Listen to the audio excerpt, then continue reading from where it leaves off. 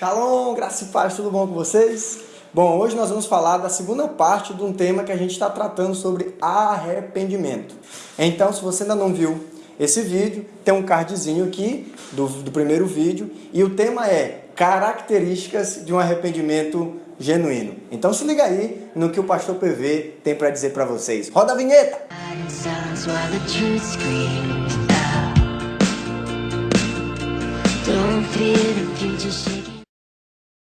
Falar de arrependimento tem suas características. Você pode me perguntar, quais são as características de um cristão verdadeiramente arrependido? Primeiro, percepção do pecado. Lucas, capítulo 15, versículo 17, vai falar sobre isso. O filho pródigo, ele cai sobre si. Uma das coisas que eu percebo claramente hoje, lidando com pessoas, principalmente com juventude, é: você só se arrepende se você ter percepção do seu erro. Não adianta. Se você acha que o que você está fazendo não é errado, você não vai estar arrependido. Até porque Jesus veio para quem precisa de perdão. Então não adianta, é dar murro em ponta de faca. A primeira coisa é você ter a ideia, a noção de que o que você está fazendo é errado, beleza? Segunda coisa, tristeza pelo pecado. Eu vejo a galera dizer assim: poxa pastor, pequei, tô triste. Glória a Deus. Por quê? Porque a tristeza, quando você peca, ela é um sinal de que através dessa tristeza você pode adquirir o seu arrependimento. Mas aí surge a pergunta: pastor, então toda tristeza ela é sinal de arrependimento? Não. E qual é a tristeza que é sinal de arrependimento? A tristeza que é sinal de arrependimento, ela tem que ser uma tristeza interior. Ou seja, não adianta você chorar, espernear. Eita, que a gente sabe que eu não estou dizendo que isso não é normal, isso pode acontecer. Essa tristeza, ela não pode ser apenas de face, ela tem que ser do coração.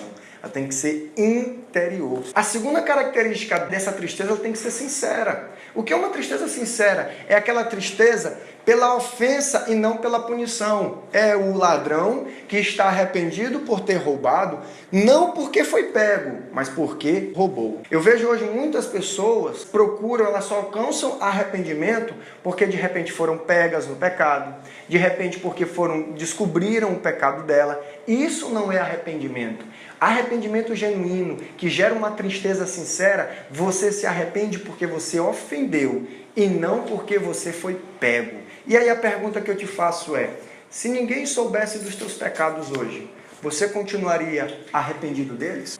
Terceira característica, confissão de pecados. Irmãos, um crente verdadeiramente arrependido, ele confessa o seu pecado. Aí você me pergunta: por que, pastor? O que a confissão de pecados faz? Simples. A confissão de pecados, ela tira o poder de acusação do diabo. Por exemplo, quando você confessa o seu pecado, quando o diabo vai fazer a acusação para Deus sobre o teu pecado, Deus já sabe. Deus vai dizer para o diabo, já sei, já me contou. E eu estou aqui para pedir, para dar resposta. Quando você confessa, a confissão de pecados é um bálsamo para a alma, para curar essa alma. Então, quando você confessa o seu pecado, você tira o poder de acusação do diabo. Quarto, ódio pelo pecado.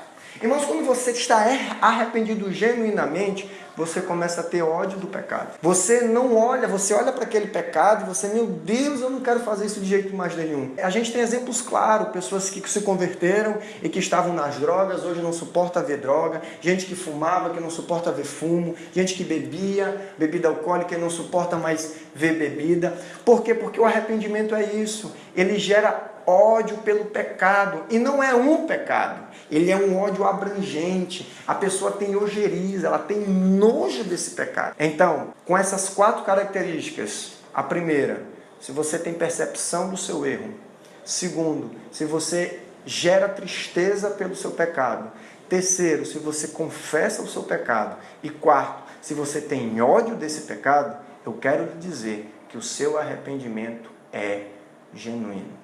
Pastor, você está me dizendo que se eu não tiver essas 4 características, meu arrependimento, ele precisa ser questionado? Precisa. E talvez seja por isso que você ainda não conseguiu largar aquele pecado. Mas eu tenho certeza que depois dessa mensagem, Deus vai mudar e vai dar uma chave na sua vida. Então, se você gostou desse vídeo, dá um joinha, se inscreve no canal, compartilha aí, faz um comentário, compartilha para a galera. Então, fui!